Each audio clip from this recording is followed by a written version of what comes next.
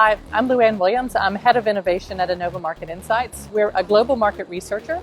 We cover food trends in more than 70 countries.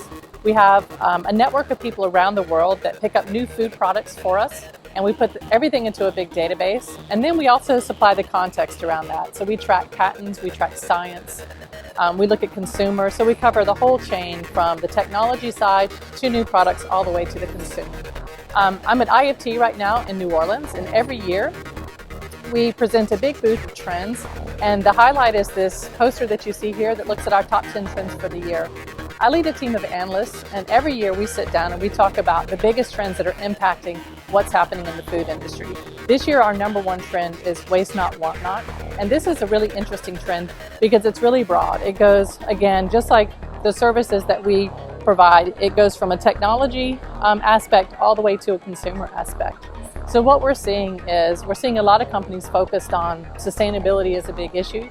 So what do they have to do better with the resources that they have? But it goes down to the consumer issue as well, that we see a lot of changes in packaging, single portion packaging, so that consumers don't feel like they throw as much away and they have less waste.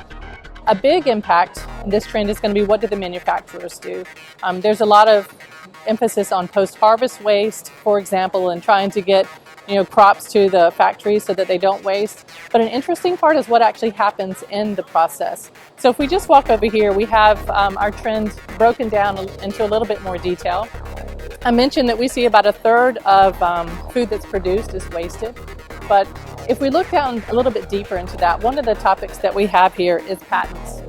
So we were looking at patent activity around waste and analyzing, looking for keywords about waste reduction. And you see the number of patents is really going up. That's a business opportunity. So it could be using resources, finding new ingredients. One that we saw was a company in South Africa that takes pineapple cores and turning it into a dietary fiber. That's a great use of something that was a waste product. But we can also look at things like waste through the manufacturing process.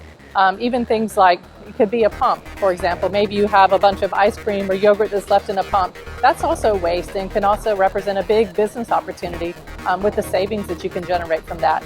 So it's it's a big trend, and that's why it's number one this year. So it's all about doing the best that you can with the resources that you have. So if you can do something new, if you can recover something, you're benefiting everyone. You're benefiting the consumer through lower prices.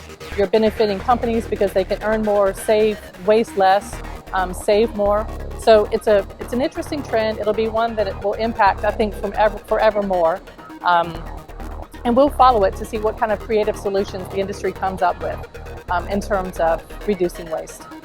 So I guess to simplify it for people like me, that this pump can empty out the tank and the tube completely, and that's where your savings comes from, was all the residual things that are left in the pipes and the tubes at the end of the day. That's Is that correct?